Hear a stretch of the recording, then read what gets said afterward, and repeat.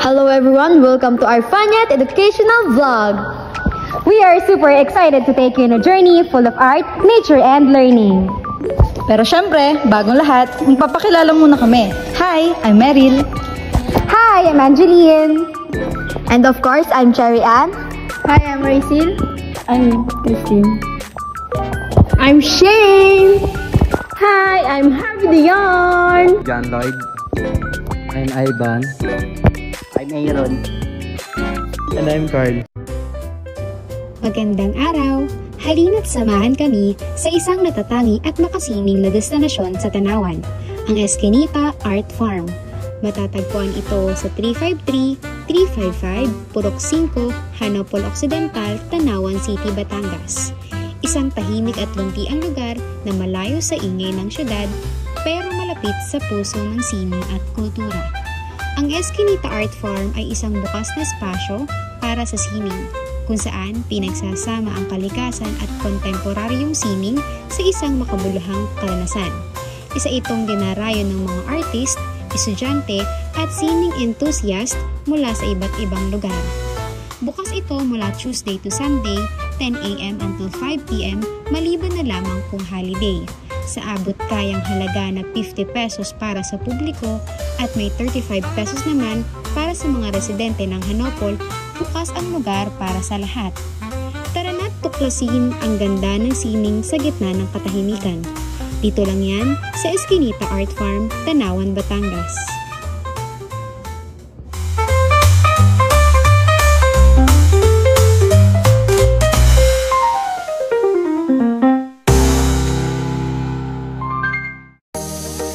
Pagkapasok pa lamang sa unang palapag, bubungad na agad ang iba't ibang contemporary artworks. Mula sa malalaking paintings, makikita natin ang mga gawa ng local artist na nagpapakita ng iba't ibang tema, mula sa personal, political, hanggang environmental. Ngayon naman, andito na tayo sa ikalawang palapag. Dito natin makikita ang mas intimate na mga gallery space. Medyo mas tahimik dito at mas focus ang lighting para sa viewing ng mga paintings at installations.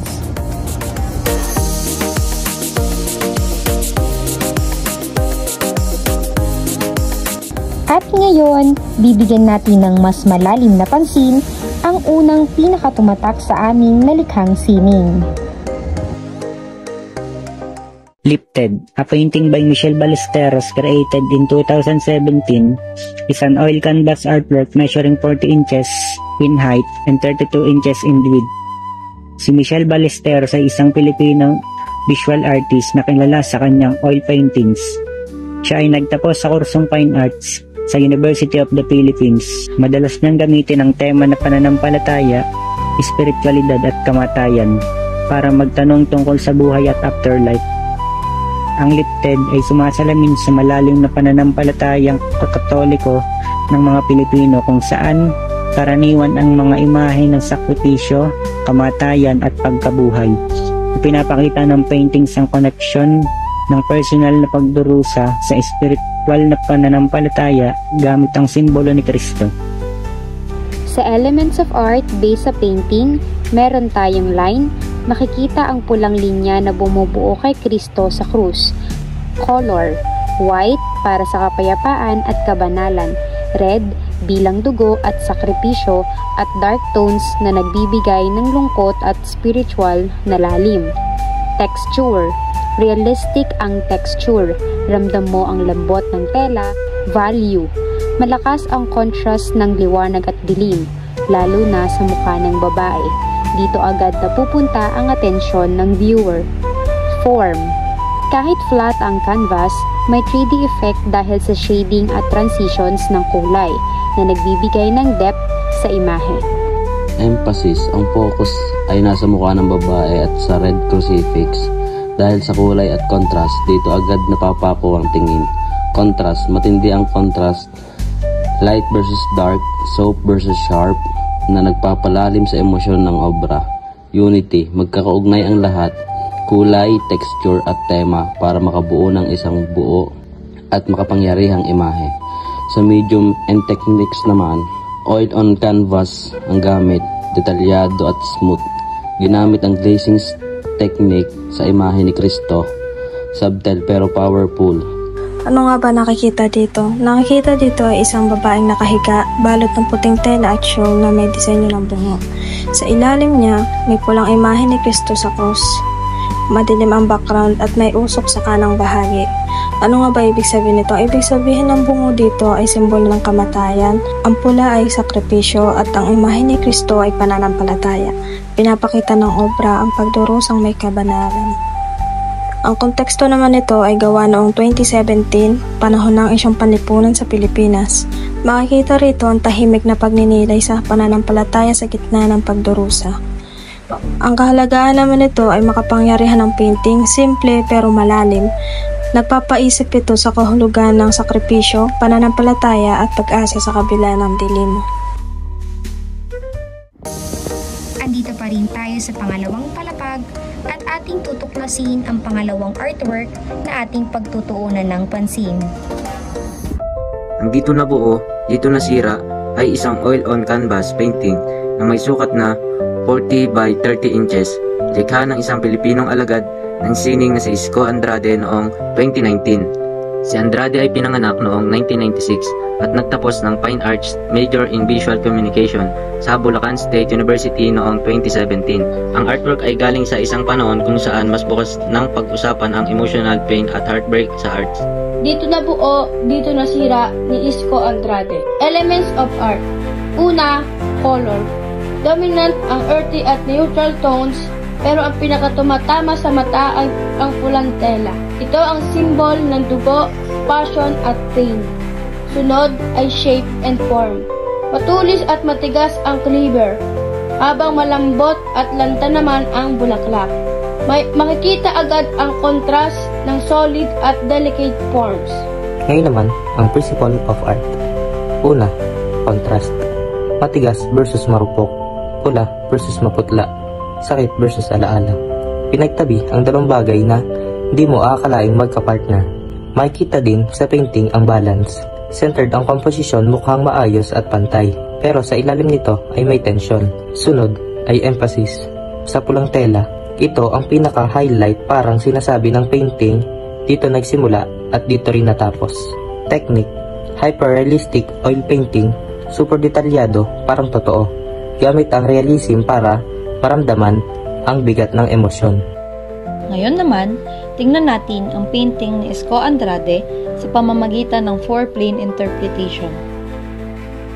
Makikita sa painting ang clever at tuyong bulaklak na nakatali gamit ang pulang tela. Parang isang simpleng still life, pero pag tumagal ang tingin mo, mararamdaman mo may bigat at tensyon sa imahe. Clever. Sumisimbolo ng paghiwalay, sakit o pagputol ng ugnayan. Dried flowers, maaaring kumakatawan sa nalantang pagmamahal o alaala ng nakaraan. Red cloth, simbolo ng passion, connection o pagkapit kahit nasasaktan na. Ang painting ay maaaring refleksyon ng mga masakit na relasyong pilit kinakapitan. Romantic man, pamilya o pagkakaibigan. Ang artwork ay maganda pero masakit. Tahimik pero malakas ang impact. Pinapakita nito ang pagmamahal ay hindi laging masaya. Minsan ito rin ang pinagmumulan ng pinakamasakit na karanasan. At syempre, nandito na tayo ngayon sa ikatlong palapag, ang isa sa pinaka-relaxing na part ng Eskinita Art Farm. Alfredo Esquilo Jr.'s 2022 oil painting, Nutribon at Bomba, on ethylene vinyl acetate or EVA na may sukat na 60.75 by 48 with inches. Alfredo Esquilo Jr. was born on 1972 in Quezon City.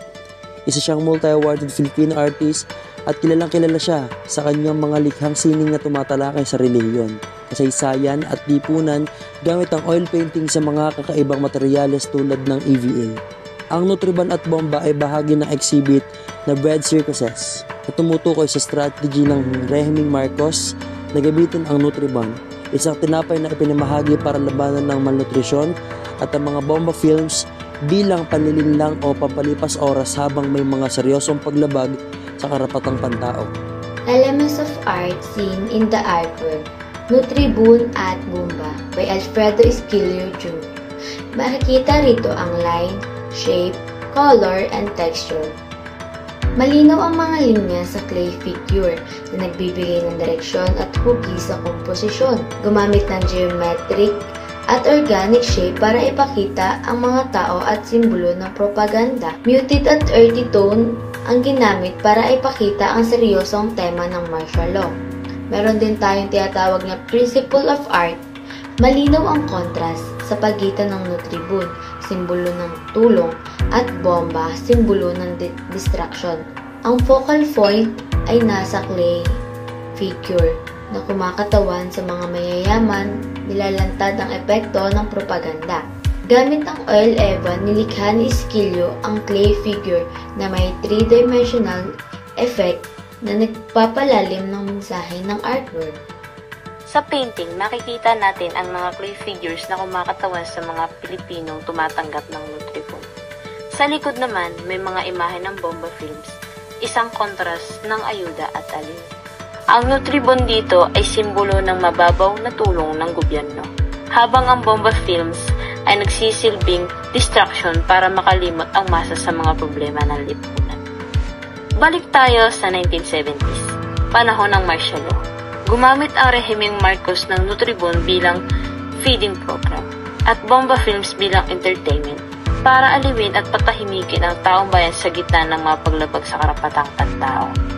Itong painting ay paalala sa atin, maging mapanuri sa mga kwento at imahe na inilalako ng kapangyarihan. Huwag tayong basta-basta nagpapaloko. Laging tandaan ang kasaysayan.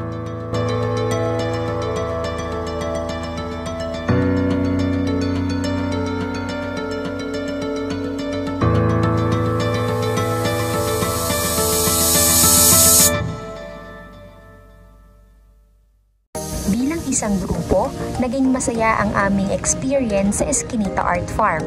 Habang tinitingnan namin yung mga paintings, damang-dama namin yung bigat, kwento at emosyon sa likod ng bawat isa. May lungkot, may gulo, pero may pag-asa rin. Ang pagbisita namin sa Eskinita Art Farm ay hindi lang basta lakad. Isa siyang eye-opener, nakaka-inspire at worth it ang buong experience. Sa pagtatapos, iniwan kami ng mga obrang ito ng isang tanong. Sa mundong puno ng gulo at sakit, paano tayo mananatiling buo? Ito ang lakas ng sining, ang mag-udyok ng tanong, damdamin at higit sa lahat, pagkilos.